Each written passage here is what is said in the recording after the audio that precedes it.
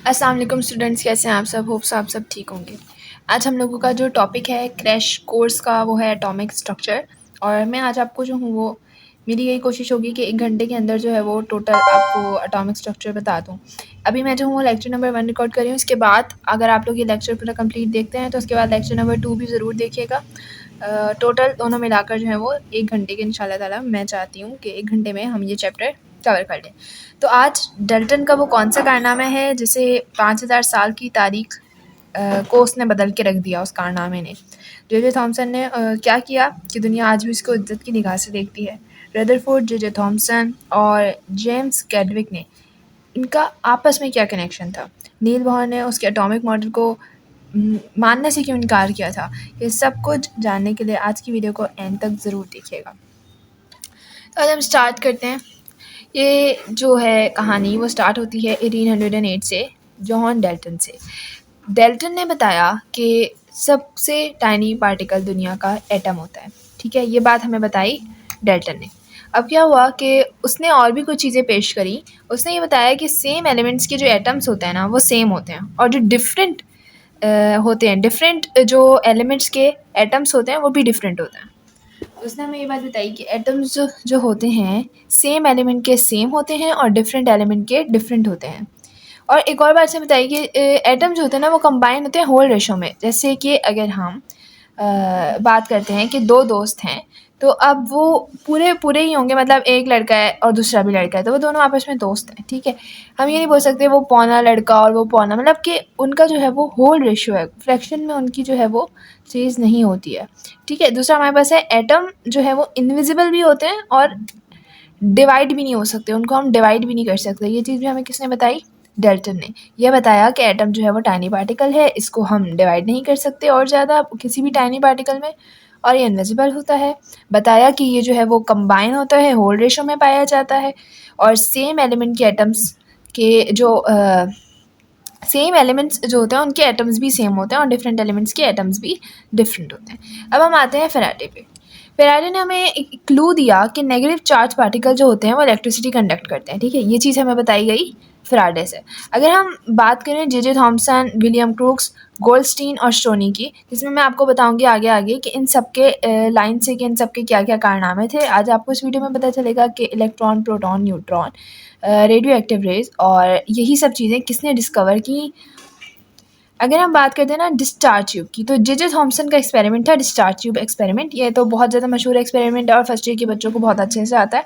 और अब आप एमडी गेट का कोर्स पढ़ें तो आपको भी ये क्लियर होना चाहिए कि डिस्चार्ज ट्यूब जो था वो एक्सपेरिमेंट उसमें हुआ क्या था। डिस्चार्ज ट्यूब जो है, सबसे पहले उसको समझते हैं कि वो क्या है। वो ऐसी ट्यूब है जिस पे जितना भी वोल्टेज अप्लाई किया जाए थोड़ी देर बाद उसका कोई इफेक्ट नहीं रहता। मतलब आप उस पर जितना भी वोल्टेज अप्लाई कर दो, कुछ देर बाद उसमें कोई भी जो है वो अफेक्ट नहीं रहता। डिस्चार्ज ट्यूब एक ऐसी ट्यूब है। अब जे थॉमसन की बात करते हैं कि जे थॉमसन ने डिस्चार्ज ट्यूब में किया क्या। उसने क्या किया कि डिस्चार्ज ट्यूब के अंदर गैस को भर दिया और लो प्रेशर पे बहुत हाई जो है वो वोल्टेज को उसमें से पास करवाया और इलेक्ट्रिसिटी जो है वो कंडक्ट करवाई। क्या किया उसने कि एक डिस्चार्ज ट्यूब ली, उसके अंदर गैस को भर दिया और लो प्रेशर पर बहुत हाई वोल्टेज को पास करवाया, जिसकी वजह से इलेक्ट्रिसिटी कंडक्ट की गई।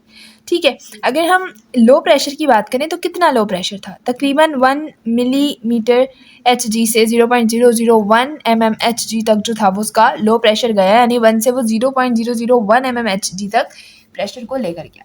और अगर हम वोल्टेज की बात करें कि कितनी हाई वोल्टेज थी, तो 10 वोल्ट से लेकर तकरीबन 10,000 वोल्ट तक जो है वो वोल्टेज को उसने बढ़ाया, प्रेशर को उसने लो किया, जिसकी वजह से जो है वो इलेक्ट्रिसिटी डिस्चार्ज ट्यूब में कंडक्ट होना शुरू हुई। अच्छा, दूसरी बात अगर हम आते हैं नेगेटिव चार्ज पर, नेगेटिव चार्ज जो होता है उसको हम कहते हैं कैथोड। ठीक है, नेगेटिव चार्ज को कहा जाता है कैथोड। अच्छा, अब कैथोड रेज वो रेज हैं जो किसकी तरफ डिफ्लेक्ट होंगी। अगर कैथोड रेज को डिफ्लेक्ट किया जाए, डिफ्लेक्ट करवाया जाए, तो कैथोड रेज जो है वो ऐसे चार्ज प्लेट की तरफ जाएंगी जिसके पास पॉजिटिव टर्मिनल होगा, क्योंकि ये तो नेगेटिव है। नेगेटिव पॉजिटिव को अट्रैक्ट करता है, तो कैथोड रेज जो है वो नेगेटिव होती हैं, ये डिफ्लेक्ट होकर जाएंगी एनोड की तरफ। ठीक है, अच्छा, ये चीज़ें तो हमें बताई जो गई हैं, इसके बारे में जो हमें बताया गया है वो हमें बताया है किसने? जे थॉमसन ने। अच्छा, अब इलेक्ट्रॉन इलेक्ट्रॉन कौन से चार्ज है, नेगेटिव चार्ज है। ठीक है, ये ट्यूब का जो ये काम था, ये जो परफॉर्म किया, ये ट्यूब का काम परफॉर्म किया जे जे थॉमसन ने। इसके बारे में कि नेगेटिव चार्ज एक प्लेट है, नेगेटिव रेज हैं जिसको हम कैथोड कहते हैं, और वो जा रही है एनोड की तरफ। ये बात हमें बताई गई स्टोनी से। ठीक है, स्टोनी ने हमें ये बात बताई। अच्छा, अब ये चीज़ तो हमें साफ साफ दिख रही थी ना, क्योंकि ये जो कैथोड रेज होती हैं वो ब्लूइश कलर की होती हैं, तो ये हमें साफ साफ दिख रहा होता है कि हाँ कोई रेज हैं जो ट्रैवल कर रही हैं कैथोड से एनोड की तरफ, तो वो ब्लूइश कलर की है। ये बात तो सामने आ गई। अब जो गोल्डस्टीन था उसने ये डिस्कवर किया कि कुछ रेस ऐसी भी हैं जो एनोड से कैथोड जा रही हैं, यानी कि पॉजिटिव से नेगेटिव जा रही हैं। कुछ रेज ऐसी भी हैं जो पॉजिटिव से नेगेटिव जा रही हैं, उसको उसने नाम क्या दिया, कैनाल रेज, जिसको हम प्रोटॉन भी कहते हैं। ठीक है, वो पॉजिटिव रेज है। अच्छा, अब ये सारा सफ़र कहाँ, अच्छा अब आप लोग को ये लग रहा होगा कि इलेक्ट्रॉन और प्रोटॉन जो है वो जब डिस्कवर हो गए तो जाहिर सी बात है इसके बाद न्यूट्रॉन डिस्कवर होगा, लेकिन ऐसा नहीं हुआ था। न्यूट्रॉन जो है वो काफ़ी आगे जाके डिस्कवर हुआ था। यानी कि अगर हम बात करते हैं 1897 में जे जे थॉमसन ने डिस्चार्ज ट्यूब एक्सपेरिमेंट को परफॉर्म किया, और 1897 में ये सब कुछ हुआ कि इलेक्ट्रॉन और प्रोटॉन जो है वो डिस्कवर किए गए। उसके बाद 1932 तक कुछ भी नहीं हुआ।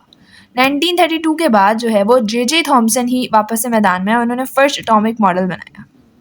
अच्छा, अब एटॉमिक मॉडल क्या है, वो एटॉमिक मॉडल है थॉमसन प्लम पुडिंग मॉडल।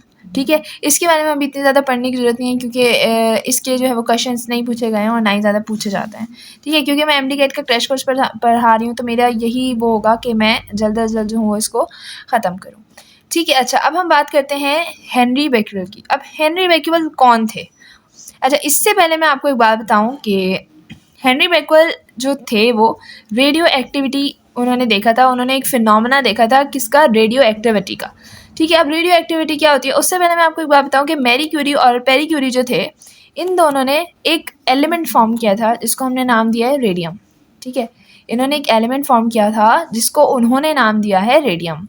अब इस रेडियम के पीछे क्या कहानी है, हेनरी बेक्वेल जो थे उन्होंने रेडियो एक्टिविटी जो है वो डिस्कवर की। रेडियो एक्टिविटी में उन्होंने क्या डिस्कवर किया कि उन्होंने रदरफोर्ड ने एक रेडियम लिया, रेडियम जो के मैरी क्यूरी और पेरी क्यूरी ने डिस्कवर किया था। उस रेडियम को एक लीड ब्लॉक होता है, लीड ब्लॉक जैसे यहाँ पे शो हो रहा है, लीड ब्लॉक के अंदर जो है वो एडजस्ट करा और इसके अंदर कुछ कैविटी वगैरह जो है वो ऐड करी, और उसके बाद उन्होंने उसको देखा कि उसकी जो रेज हैं वो किस साइड पर जा रही हैं। तो उन्होंने देखा कि कुछ रेज जो है वो राइट जा रही हैं, कुछ लेफ्ट जा रही हैं, और कुछ जो है वो स्ट्रेट ट्रेवल कर रही हैं।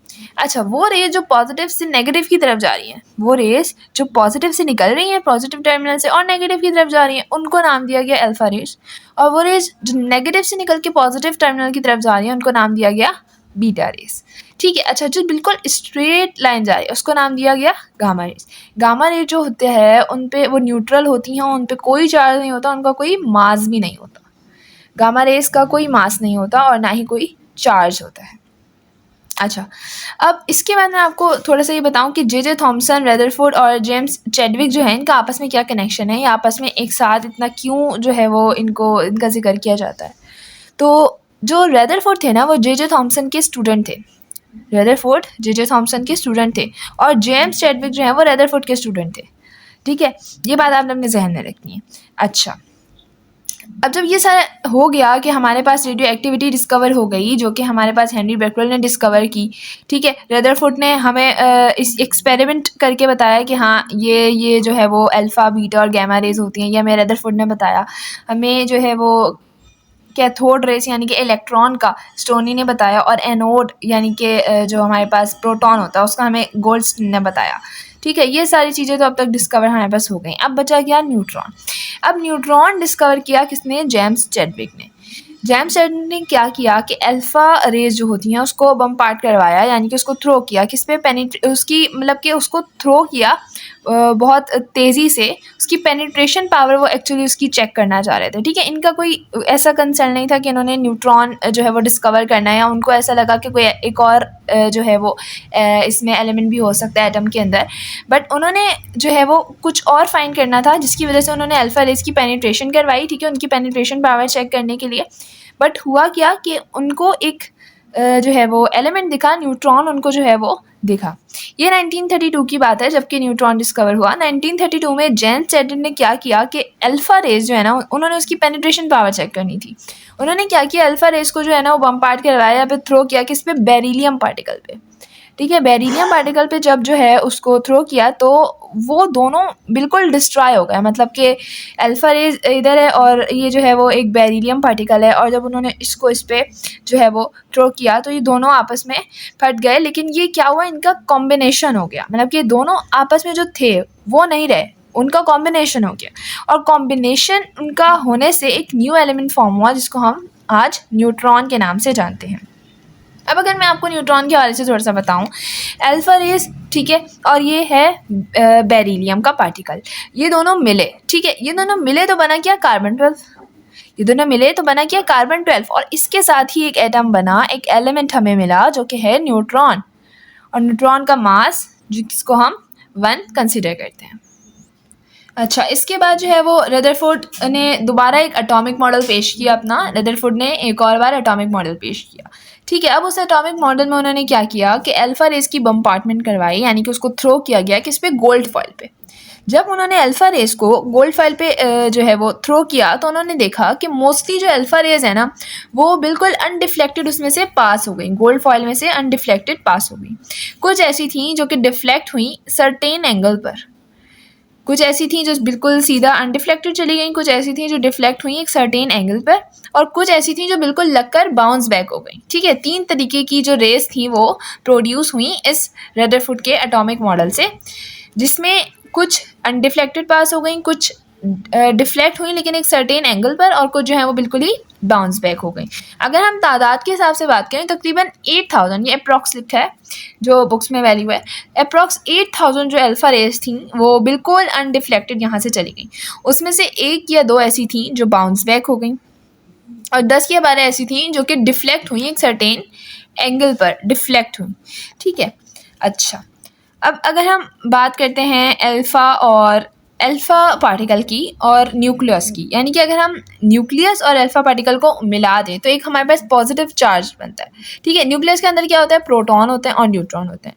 अच्छा, अब इसने रदरफोर्ड ने एक बात हमें जो है वो बताई क्या कि एक शेल जो होता है, शेल के अंदर ये जैसे फॉर एग्जांपल अगर मैं आपको दिखाऊं, शो कर रहा हूँ, तो फॉर एग्जांपल जैसे हमारे पास ये एक शेल है, ठीक है, और इसके साथ जो है वो इलेक्ट्रॉन रिवॉल्व हो रहा है। ठीक है, ये रिवॉल्विंग, ठीक है, ये रिवॉल्व हो रहा है, कि इलेक्ट्रॉन जो है वो शेल के साथ रिवॉल्व हो रहा है, और इसकी सराउंडिंग में क्या है, इसकी सराउंडिंग में जो है वो न्यूक्लियस है। ठीक है, ये बात जो है हमें रदरफोर्ड ने बताई, बट अब इस पर क्या लगा, इस पर कुछ ऑब्जेक्शंस लगे, जो कि ऑब्जेक्शंस लगाए गए इस पर। ठीक है, अब अच्छा, ऑब्जेक्शंस क्या लगाए गए, एक तो इसने कहा कि ये कंटिन्यूस रिवॉल्विंग है। कंटिन्यूस रिवॉल्विंग मतलब कि रदरफोर्ड ने ये बोला कि अगर हमारे पास ये जो है ना वो एक शेल है और इलेक्ट्रॉन जो है वो रिवॉल्व कर रहा है न्यूक्लियस की सराउंडिंग में, तो ये रिवॉल्व करता रहेगा। ठीक है, यानी कि ये रिवॉल्व करता रहेगा, ये कंटिन्यूस है, ये रुकेगा नहीं, जबकि ऐसा नहीं होता। क्यों? क्योंकि अगर आपके पास एक एनर्जी है, जैसे इलेक्ट्रॉन के पास कोई भी एनर्जी है और ये रिवॉल्व कर रहा है, तो एक टाइम ऐसा आएगा कि इसकी एनर्जी ख़त्म हो जाएगी और जो है ये न्यूक्लियस पर आकर गिर जाएगा।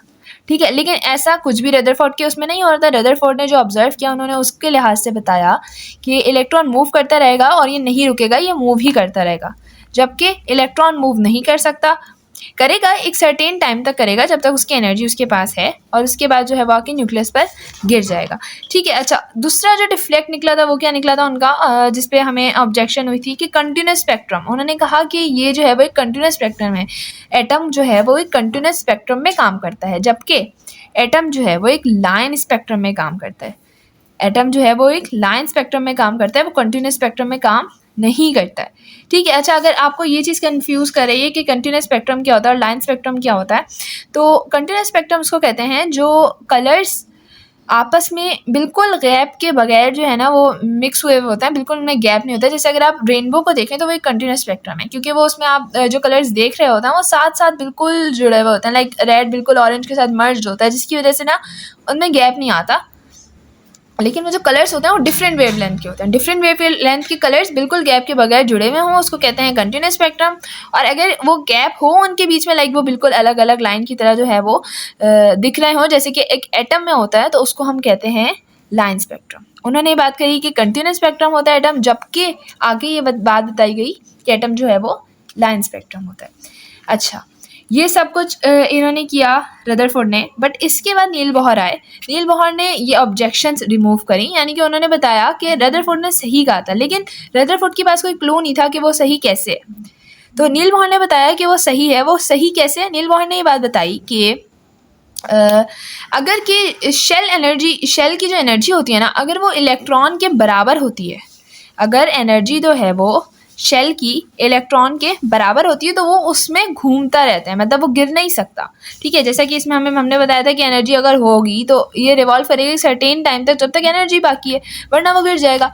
लेकिन ये बात नील बोहर ने बताई कि अगर शेल की एनर्जी, जो ये शेल है इसकी एनर्जी बराबर है इलेक्ट्रॉन की एनर्जी के, तो ये नहीं गिरेगा, तो ये रिवॉल्व ही करता रहेगा। और अगर एनर्जी डिफरेंट होगी किसकी, शेल की इलेक्ट्रॉन से, मतलब कि इलेक्ट्रॉन की एनर्जी कुछ और है, शेल की एनर्जी कुछ और है, तो क्या होगा, या तो वो इमिट हो जाएगा या फिर वो जो है वो रिलीज हो जाएगा। अच्छा, अब इमिट और इसका रिलीज का क्या है कॉन्सेप्ट, ये मैं आपको बताऊं। जैसे अगर हमारे पास, अगर हम स्पेक्ट्रल लाइंस को देखें, तो जैसे ये 1 2 3 और ये 4 और ये 5 लाइन है। ठीक है, अब हायर टू लोअर अगर हम जा रहे हैं, यानी कि अगर एक इलेक्ट्रॉन है जो 3 पे है और वो 1 पे आ रहा है, 3 पे है और वो 1 पे आ रहा है, ठीक है, तो क्या होगा कि उसकी एनर्जी जो है वो रिलीज करेगा, यानी कि वो एनर्जी रिलीज करेगा तभी वो नीचे आएगा। ठीक है ना, अगर वो एनर्जी रिलीज करेगा तभी वो नीचे आएगा। और अगर कोई इलेक्ट्रॉन है जो फर्स्ट स्पेक्ट्रल लाइन पे खड़ा हुआ है और उसको हमने जैसे अगर हमारे पास 3 की फॉर एग्जांपल कोई भी है, जैसे 4 है फॉर एग्जांपल एनर्जी, ठीक है, 3 की कोई 4 एनर्जी है और इलेक्ट्रॉन के पास अभी 2 एनर्जी, और हमने इसको एनर्जी दी। ठीक है, हमने क्या किया, इसको एनर्जी दी कितनी, 2 और, तो ये हो गई 4। तो ये क्या करेगा, ये चला जाएगा हायर ऑर्बिट में, यानी कि इसने अपने अंदर एनर्जी अब्जॉर्ब की। तो यही बात में बताई जा रही है कि अगर हाई टू लोअर एनर्जी जाएगी, यानी कि हाई टू लोअर अगर इलेक्ट्रॉन मूव करेगा तो एनर्जी वो रिलीज करेगा तभी तो वो नीचे आएगा। और अगर इलेक्ट्रॉन जो है वो लोअर से हाई की तरफ जाएगा, नीचे से ऊपर जा रहा है, तो क्या करेगा, एनर्जी को एब्जॉर्ब करेगा।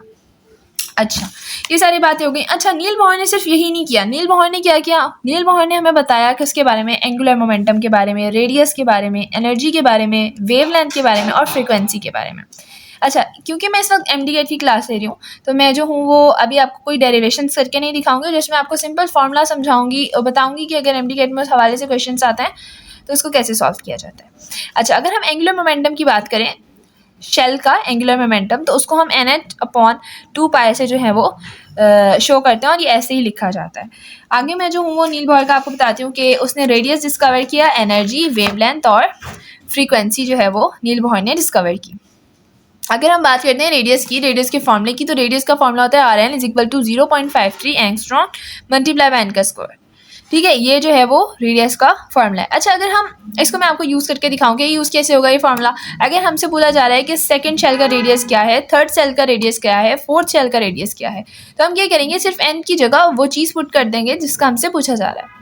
फॉर एग्जाम्पल, हमसे पूछा जा रहा है कि सेकेंड शेल का हमारे पास रेडियस कितना है, तो हम क्या करेंगे कि Rn की जगह 2 लिख देंगे, ताकि हमें एक चीज़ क्लियर हो जाए कि हम सेकेंड शेल का निकाल रहे हैं। 0.53 एंगस्ट्रॉम, ऐसे ही सेम। अच्छा, एंगस्ट्रॉम का मतलब क्या होता है, एंगस्ट्रॉम बराबर होता है 10 की पावर 10 के। ठीक है, अच्छा, एंगस्ट्रॉम मल्टीप्लाई बाय n की जगह वापस ऐसे 2 लिखो और फिर जो हम इसको कैलकुलेट करेंगे तो हमारे पास जो है वो आंसर आ जाएगा। अच्छा, MD में ज़्यादा कैलकुलेशन की ज़रूरत नहीं होती है, आसान वाली कैलकुलेशन आप कर सकते हैं, वरना आपको आंसर जो है वो इसी तरीके से गिवन होगा। ठीक है, अगर हम एनर्जी की बात करें, एनर्जी का फॉर्मूला होता है -13.6/h2।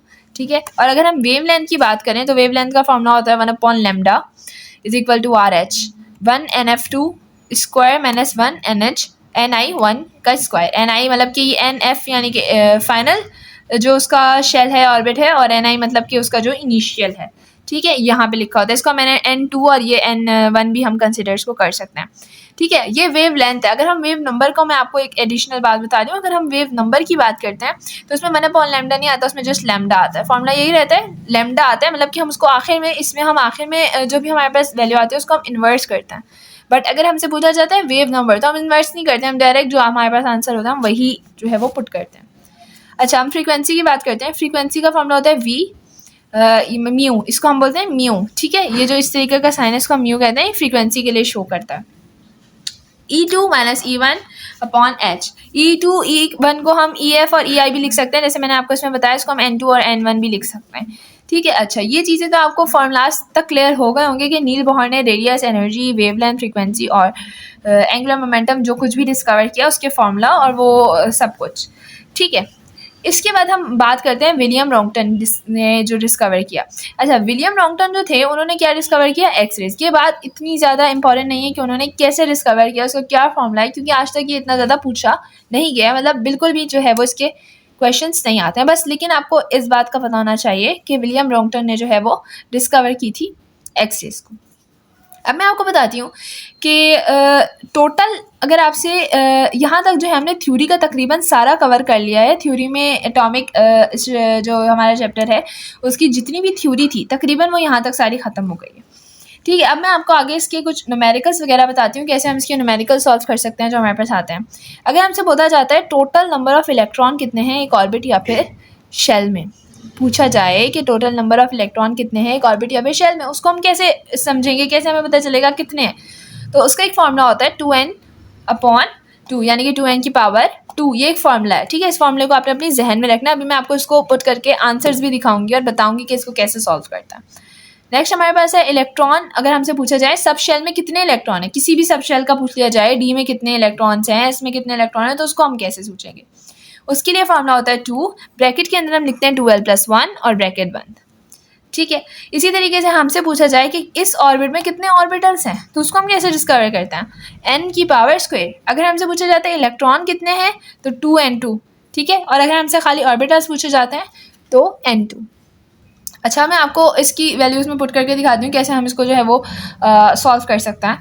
अच्छा, अगर हमसे पूछा जाता है कि टोटल नंबर इलेक्ट्रॉन कितने हैं एक ऑर्बिट या फिर शेल में, तो उसको हम कैसे करते हैं कि हमसे पूछा जा रहा है फॉर एग्जांपल कि सेकंड ऑर्बिट में कितने इलेक्ट्रॉन है, ठीक है। अगर हमसे पूछा जा रहा है सेकंड ऑर्बिट में, तो हमने ये फॉर्मूला एज इट इज लिखा 2n का स्क्वायर, ठीक है। 2n का square is equal to n की जगह हमसे सेकंड पूछा जा रहा है तो 2 लगा दिया, इसका स्क्वायर किया 2 2 4 4 2 8, तो हमारे पास आ गया 8। इसी तरीके से हमसे पूछे जा रहे हैं इलेक्ट्रॉन्स कितने हैं सब शेल में। अच्छा, अब sub shell S, P, D और F होते हैं, ये बात तो आपको पता होगी।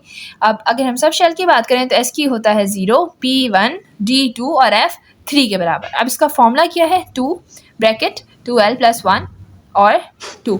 अगर हमसे इसमें पूछा जा रहा है कि हमें बताएं कि जो है वो D या फिर F, अगर हमसे पूछा जा रहा है कि F जो है वो उसमें कितने इलेक्ट्रॉन्स हैं, सब शेल F में कितने इलेक्ट्रॉन्स हैं, तो हम क्या करेंगे, F में हमारे पास क्या नंबर है 3, ठीक है। तो हमने क्या किया 2, जस्ट इस L की जगह हमने 3 पुट किया और इसको जब हमने सॉल्व किया हमारे पास आंसर आ गया 14 इलेक्ट्रॉन्स। ये तो आपको पता होगा कि F के अंदर 14 होते हैं। वैसे भी मैं आपको बता दूं कि S के अंदर 2, P के अंदर 6, D के अंदर 10 और F के अंदर 14 होते हैं। ये बेसिक चीज़ें होती हैं जो आपको जहन में होनी चाहिए। अच्छा, अगर हम शेल्स की बात करते हैं कितने शेल्स होते हैं, तो शेल्स होते हैं शेल होते हैं K, L और M, ठीक है। अगर हमसे पूछा जा रहा है कितने ऑर्बिट है इस ऑर्बिटल में, तो अगर हमसे पूछा जा रहा है फॉर एग्जांपल M के बारे में, तो M 3 है, इसका नंबर 3 है, तो N का स्क्वायर और 3 यहाँ पे लगाया, उसका स्क्वायर किया 9, यानी कि थर्ड ऑर्बिट में हमारे पास 9 ऑर्बिटल्स होते हैं। कौन से होते हैं, S, Px, Py, Pz, dx square, y square, dxy, dx square, dyz और dz का स्क्वायर। अच्छा, अब हम बात करते हैं क्वांटम नंबर की कि क्वांटम नंबर क्या है। क्वांटम नंबर जो है वो ऐसा सेट है जिसमें हम इलेक्ट्रॉन की लोकेशन को जो है वो प्रेसिसली बता सकते हैं कि वो कितनी कहाँ है, इलेक्ट्रॉन किधर है, वो किधर लोकेट कर रहा है। क्वांटम नंबर एक ऐसा सेट है, 4 क्वांटम नंबर्स होते हैं, ठीक है। ऐसा सेट है जिससे हम इलेक्ट्रॉन की जो लोकेशन है उसको हम आराम से बता सकते हैं कि इलेक्ट्रॉन जो है वो इस वक्त किधर लोकेटेड है। अच्छा, अब इसकी जो है वो 4 टाइप्स होती हैं, principal quantum number, azimuthal quantum number, magnetic quantum number और स्पिन क्वांटम नंबर। अब ये होता क्या है, थोड़ा सा इस बारे में देखते हैं। प्रिंसिपल जो होता है, प्रिंसिपल क्वांटम नंबर, वो एक ऐसा क्वांटम नंबर होता है जो हमें बताता है नंबर ऑफ शेल्स कितने हैं इस इलेक्ट्रॉन में। ये जो इलेक्ट्रॉन है जहाँ ये प्रेजेंट है वो नंबर ऑफ शेल्स कितने हैं। और हमें जो है वो एक्सिमेंथल जो क्वांटम नंबर होता है वो बताते हैं numbers of shell, sub shell कितने हैं। प्रिंसिपल बताते हैं नंबर ऑफ शेल उधर जिधर इलेक्ट्रॉन मौजूद है, एक्सिमेंथल बताता है नंबर ऑफ सब शेल उधर जिधर इलेक्ट्रॉन मौजूद है, और मैग्नेटिक क्वांटम नंबर हमें बताता है ओरिएंटेशन एक मैग्नेटिक फील्ड, क्या ओरिएंटेशन है उधर मैग्नेटिक फील्ड की। स्पिन हमें जो है वो डायरेक्शन बताता है इलेक्ट्रॉन की। प्रिंसिपल हमारे पास N से डिनोट किया जाता है, एक्सिमेंथल को हम L से डिनोट करते हैं, मैग्नेटिक को M से और स्पिन को S से। अच्छा, जो हमारे पास प्रिंसिपल क्वांटम नंबर होता है वो N से डिनोट होता है और उसकी जो मतलब की लिमिट होती है 1 till 7 होती है, ठीक है। और अगर हम L की बात करें सब शेल्स की, तो ये तो मैंने आपको अभी पीछे भी बताया था, S0, P1, D2 और F3 होता है, ठीक है। अच्छा, अगर मैं आपको इस तरीके से थोड़ा इसको समझाऊं, जैसे अगर एक इंसान के बारे में पूछा जा रहा है कि वो कहाँ रहता है, तो हम उसका क्या बताएंगे, पहले उसकी गली, ठीक है, शेल जो उसकी गली है, फिर सब शेल यानी कि उस गली में उसका घर कौन सा है, ठीक है। अगर एक गली है और उस गली में उसका फ्लैट जैसे पूरा अपार्टमेंट, ठीक है, वो है सब शेल। और उसके बाद ओरिएंटेशन इन मैग्नेटिक फील्ड यानी कि उस अपार्टमेंट का नंबर, और उसके बाद डायरेक्शन ऑफ इलेक्ट्रॉन, उसकी डायरेक्शन कहाँ है। मतलब कि एक इंसान के बारे में पूछा जा रहा है, पहले उसकी गली, फिर उसका घर, फिर उसके अपार्टमेंट का नंबर, यानी कि ये पूरी चीज़ें जो हैं वो उसके बारे में बता रही हैं कि वो किधर लोकेटेड है। इसी तरीके से principal, azimuthal, magnetic, spin, quantum numbers जो हैं वो हमें बताते हैं कि इलेक्ट्रॉन किधर लोकेटेड है, ठीक है। अब इसको हम सॉल्व कैसे करते हैं। फॉर एग्जाम्पल, अगर हमारे पास पूछा जाता है कि 5D जो है वो किधर लोकेटेड है, तो इसको हमारा फॉर्मूला होता है N+L, ठीक है, N+L यानी कि सब शेल। N मतलब कि प्रिंसिपल क्वांटम नंबर, L मतलब कि एक्सिमेंथल क्वांटम नंबर। N+L किया, 5D का होता है हमारे पास 2, 5 + 2 = 7। अच्छा, अब हम जो है ना कुछ रूल्स डिस्कस करेंगे, यानी कि जो पॉली रूल्स हैं, poly exclusion rules, N+1 rule है, N+1, और हमारे पास अफाबे रूल है और हेंस रूल है। ये रूल्स हमें क्या कहते हैं, ये रूल्स क्या बता रहे हैं, उसको हम जो है वो आज डिस्कस करेंगे। अच्छा, पॉलीज रूल जो है वो हमें बताता है कि कोई भी 2 इलेक्ट्रॉन जो है वो 4 क्वांटम नंबर उनके सेम नहीं हो सकते। वो क्या बता रहा है हमें कि हमारे पास 2 इलेक्ट्रॉन्स हैं, उसके ये चारों चीज़ें सेम नहीं हो सकती। जैसे अगर हमारे पास फॉर एग्जांपल 2 इंसान हैं, ठीक है, आप ये समझें कि फॉर एग्जांपल एक घर में या एक फ्लैट के अंदर एक इंसान रह रहा है और वही रह सकता है, लाइक अलाउड नहीं है, तो हम क्या कहेंगे कि 2 हमारे पास जो है वो एलिमेंट्स हैं, ठीक है, यानी कि 2 समझें लोग हैं जिसका हमें पता है कि चलो उनकी गली सेम है, चलो उनका अपार्टमेंट भी सेम है, बट अपार्टमेंट का नंबर सेम नहीं हो सकता या फिर उनकी डायरेक्शन सेम नहीं हो सकती। इसमें से इन दो इलेक्ट्रॉन में से इन चारों की चारों चीज़ें किसी भी इलेक्ट्रॉन की हो नहीं सकता कि सेम हो, यानी कि एक इलेक्ट्रॉन है हमारे पास, उसका प्रिंसिपल भी सेम हो, एक्सिमेंथल भी सेम हो, मैग्नेटिक, स्पिन भी सेम हो, ऐसा नहीं हो सकता। दोनों एलिमेंट के कुछ ना कुछ जो है इसमें से अलग ज़रूर होगा, ये हमें कहता है पॉलीज रूल, ठीक है। अच्छा, हमारे पास जो N+L रूल है वो क्या बताता है, वो बताता है इलेक्ट्रॉन जो है वो असेंडिंग ऑर्डर में मूव करते हैं। N+L रूल के मुताबिक इलेक्ट्रॉन्स जो हैं वो असेंडिंग ऑर्डर में मूव करते हैं, यानी कि अगर हमारे पास एक ऑर्बिट है 2s और दूसरा है 3d, तो हमें कैसे पता चलेगा इलेक्ट्रॉन 3d से 2s मूव कर रहा है या 2s से 3d मूव कर रहा है। तो हमें पता है इलेक्ट्रॉन जो है वो N+L रूल के मुताबिक असेंडिंग ऑर्डर में मूव करता है। अगर हम 2s को देखें तो 2, ठीक है, और s का क्या होता है हमारे पास 0, जब हमने 2 + 0 ऐड किया वो हुआ 2, और 3d, 3 + d का 2 = 5। तो हमारे पास ये चीज़ सामने आई कि 2 से 5 की तरफ जाएगा, क्योंकि किधर जा रहा है, असेंडिंग, यानी कि छोटे से बड़े की तरफ जा रहा है। इलेक्ट्रॉन मूव कहाँ करता है, असेंडिंग ऑर्डर में, छोटे से बड़े की तरफ जाता है, तो इलेक्ट्रॉन कहाँ मूव करेगा, 2s से 3d की तरफ मूव करेगा, ठीक है। अच्छा, अगर हम अफवाबे रूल को देखें कि वो हमें क्या बोल रहा है, वो हमें ये बोल रहा है कि ऑर्बिटल एनर्जी जो होती है ना, इलेक्ट्रॉन जो है वो कैसे मूव करता है, जिसकी ऑर्बिटल एनर्जी सबसे कम होती है पहले उधर, फिर जिसकी ज़्यादा होती है फिर उधर, फिर जिसकी उससे ज़्यादा होती है फिर उधर, ऐसे मूव करता है इलेक्ट्रॉन। ये कहता है अफवाबे रूल, किसके मुताबिक, ऑर्बिटल एनर्जी के मुताबिक। जो सबसे कम है पहले उधर, फिर उससे ज़्यादा, फिर उससे ज़्यादा, यानी कि जैसे पहले 1s में जाएगा, फिर 2s में जाएगा, और फिर इसी तरीके से 2p में जाएगा, एंड सो ऑन, ये चलता रहेगा इलेक्ट्रॉन, ठीक है। अगर मैं आपको हेंस रूल का बताऊं कि हेंस रूल क्या कहता है, ये फिलहाल इस लेक्चर का लास्ट टॉपिक है, उसके बाद मैं जो हूँ वो इसी लेक्चर को कंटिन्यू करूँगी दूसरे लेक्चर में, सेकंड वीडियो में इसी लेक्चर को कंटिन्यू करूँगी, क्योंकि बहुत ज़्यादा लेंथी हो गया, ठीक है। अगर हम हेंस रूल की बात करें तो हेंस रूल जो है वो डिफरेंट बताता है कि डिफरेंट ऑर्बिटल जो है वो सेम एनर्जी अगर उनकी हो, डिफरेंट ऑर्बिटल की एनर्जी सेम हो, तो electron decide to live separately rather than pairing up, यानी कि वो बता रहा है कि अगर ऑर्बिटल दोनों दूसरे हैं लेकिन उनकी एनर्जी सेम है, ऑर्बिटल चेंज है लेकिन एनर्जी जो है वो सेम है, तो इलेक्ट्रॉन जो है वो सेपरेटली रहने को ज़्यादा तरजीह देते हैं रेदर कि वो पेयरिंग अप होके रहें, यानी कि पेयर बना कर रहें, ठीक है। अच्छा, अगर हम जैसे इसकी एग्जांपल देखें, n का हमारे पास जो होता है एटॉमिक नंबर होता है z, ठीक है। अगर हम इसको फिल करें जैसे ये वाला, तो 1s2 2s2 2px2 2py1 2pz 0। अब इसकी बराबर क्या नहीं, हमारे पास 0। इलेक्ट्रॉन ने क्या किया, इधर पेयर बना लिया ना। अगर वो इधर पेयर नहीं बनाता, यहाँ सेपरेटली रहता, तो इधर जाके अटैच, इधर जाके 1 लग सकता था। तो यही कहता है हेंस रूल कि अगर डिफरेंट ऑर्बिट हो, ठीक है, डिफरेंट ऑर्बिटल हो लेकिन एनर्जी उनकी सेम है, तो क्या करेगा इलेक्ट्रॉन के वो डिसाइड करेगा सेपरेटली रहने को। यानी कि ये बन जाएगा 1s2 2s2 2px, ये 2 की जगह हो जाएगा 1, और इसका एक इलेक्ट्रॉन सेपरेट जाके रहेगा z के पास। ये 2 बना के नहीं रहेगा, सेपरेट रहेगा 1 के पास यहाँ आके, ठीक है। होप सो आपको अब तक की यहाँ की सारी वीडियो जो है वो समझ आ गई होगी। अगर कोई भी चीज़ आपको समझ नहीं है तो आप मुझे कमेंट में बता सकते हैं, और आप चाहते हैं जिस भी चैप्टर की मैं वीडियो बनाऊँ तो आप मुझे कमेंट में बताएं। मैं इंशाल्लाह जो उस पर वीडियो ज़रूर बनाऊँगी।